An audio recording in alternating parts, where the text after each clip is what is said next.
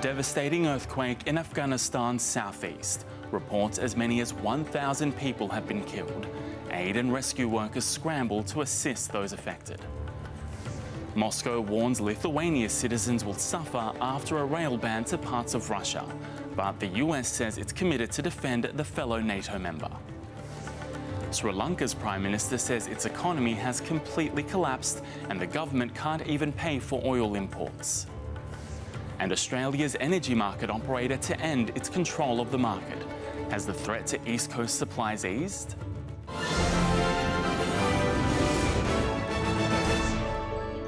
This is SBS World News with Antoninas. Good evening.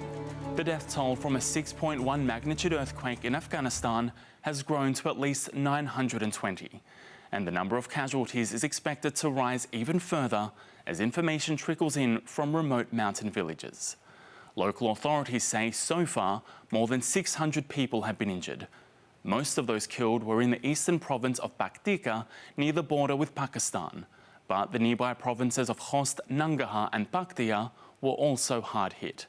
Tremors were also felt in the capital Kabul and as far as neighbouring Pakistan and Iran.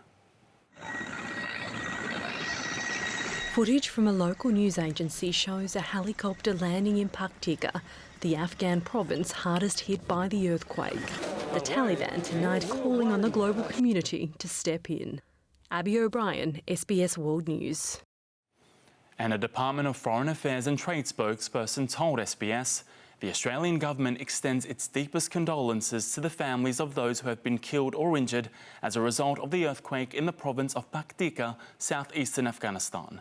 The Department of Foreign Affairs and Trade is not aware of any Australian casualties, and there have been no calls to our Consular Emergency Centre in relation to the earthquake. After months of food, fuel and electricity shortages, Sri Lanka's economy has finally collapsed.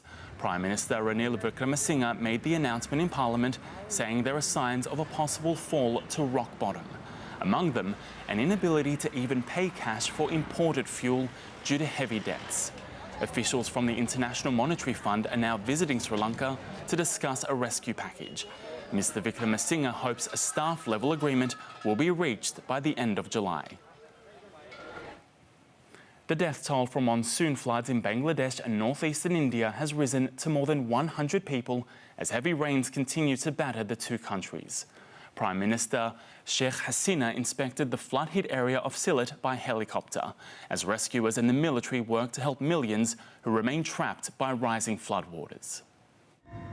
From above, the devastation is heartbreaking. And the worst could still be yet to come, with the monsoon period expected to last until October. Cassandra Bain, SBS World News. The US says its commitment to defend fellow NATO member Lithuania in the event of an attack is ironclad. The guarantee follows Kremlin threats to retaliate against Lithuania's rail blockade of the Russian exclave of Kaliningrad. The region, which has no border with mainland Russia, is strategically important to Moscow. And now, as it continues to bombard Ukraine with deadly attacks, the Kremlin is demanding the immediate removal of the sanctions. Kaliningrad, a unique strategic city, the westernmost part of Russia, headquarters of its Baltic Fleet, and centre of a new dispute between Russia and the West. Russia's ice-free year-round port is a prime supply route by road and rail. But some lines have now been halted, Lithuania keeping in line with European Union sanctions, banning items like construction machinery and steel from passing through. Russia incensed. In Kaliningrad, one of Vladimir Putin's top security officials claiming an illegal blockade. This example shows that you cannot trust either verbal statements by the West or written ones. Russia will certainly respond to such hostile actions. Appropriate measures are being worked out between departments and will be taken in the near future. Their consequences will have a serious negative impact on the population of Lithuania. Exactly what the consequences might be, he didn't elaborate.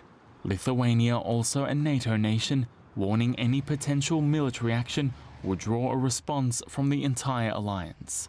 It also derided the irony of Russia accusing anyone else of breaching international law.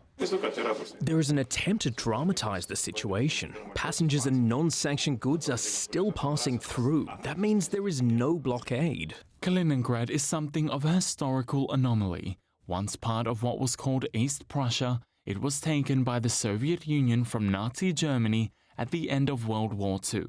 When the USSR collapsed in the early 1990s and surrounding states like Lithuania became independent, Kaliningrad remained under Russia's control. The Russian Foreign Ministry summoning the EU ambassador for a please explain. I appealed to the Russian side to remain cool-headed, not to escalate. As Russia warns Lithuania of a harsh response, President Putin has foreshadowed a new phase of Russian warfare. Addressing military officials, he vowed to strengthen the Russian armed forces by year's end, with new weapon systems set to redefine fighting capabilities for decades to come. All this while a curtain of fire continues to fall on Ukraine. At least 15 people killed by Russian shelling in Kharkiv, an 8-year-old child among the dead. Russia pushing deeper into the eastern Donbass, a school in Donetsk and a factory in Luhansk among the latest targets. In scenes reminiscent of the steel plant siege in Mariupol, some 600 civilians are said to be holed up in the Azot chemical plant in Severodonetsk. Russian state television releasing this vision of Ukrainian soldiers it claims were captured. Russia eliminating the opposition in Severodonetsk, but at a terrible cost. Omar Dehen, SBS World News. A familiar voice there. Australia's energy market operator will gradually lift the suspension of the national electricity market after it took the unprecedented step of seizing control of the market last week. While the risk to the East Coast has eased for now, Energy Minister Chris Bowen has warned challenges remain. Selling the power of a renewable future. Shubha Krishnan, SBS World News. Coming up, the world's largest weapons range, how missile and rocket testing impacts the lands of traditional owners. SBS granted special access.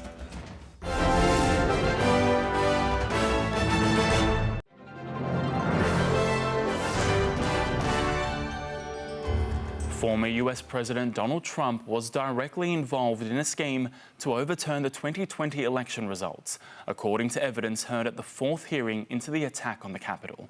The committee investigating January 6 heard of the elaborate efforts made by Trump and his allies to pressure state officials to reverse his loss.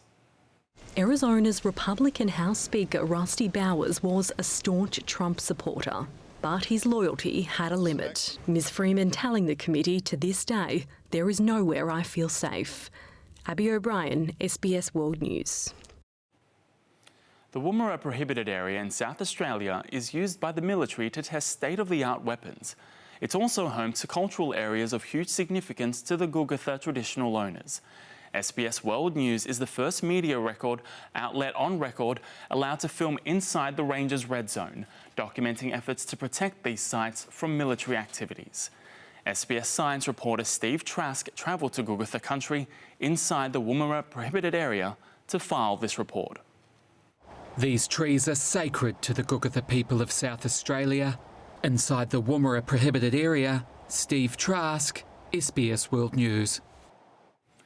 More than 100 people gathered in front of the Tasmanian Parliament today to protest proposed legislation that would introduce harsher penalties for protest action on work sites. The Workplace Protection Bill passed Tasmania's lower house last month, and debate on the bill began in the Legislative Council this afternoon. If passed, the law would double the maximum fine of trespass offences to almost $9,000. Environment and community groups say the legislation will threaten democracy in Tasmania. The state government has rejected claims it is trying to restrict lawful protest. Indigenous leaders have addressed Victoria's Parliament at the start of a debate on a landmark bill to establish an independent body to oversee treaties between the state government and Aboriginal Victorians. The co-chairs of the First Peoples Assembly of Victoria spoke in English and Aboriginal languages about the importance of the proposed treaty authority. The body, based on Aboriginal law and culture, would be the first of its kind in Australia. It won't report to a minister that sits in Parliament. Its funding cycle will be insulated from the whims of the usual political cycles. And I understand that that is different, but it needs to be. Treaty needs to be done on our terms. Our people need to have faith in the path forward. The bill is set to pass as it also has the support of the opposition coalition.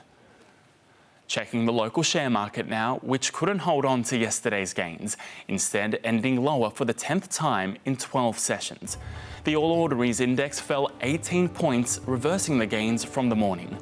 Woodside rose along with other resource stocks, the company vowing to fight the Australian Conservation Foundation's federal court bid to stop the $17 billion Scarborough gas project off Western Australia, based on concerns about the Great Barrier Reef.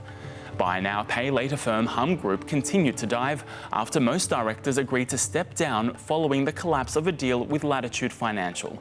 Markets in Europe are starting their trading in the red. The Australian dollar is buying just over 69 US cents. It's mixed against other currencies. Coming up, the weather and bearing all in bitterly cold weather. Why these swimmers are stripping off for a cheeky dip in Hobart.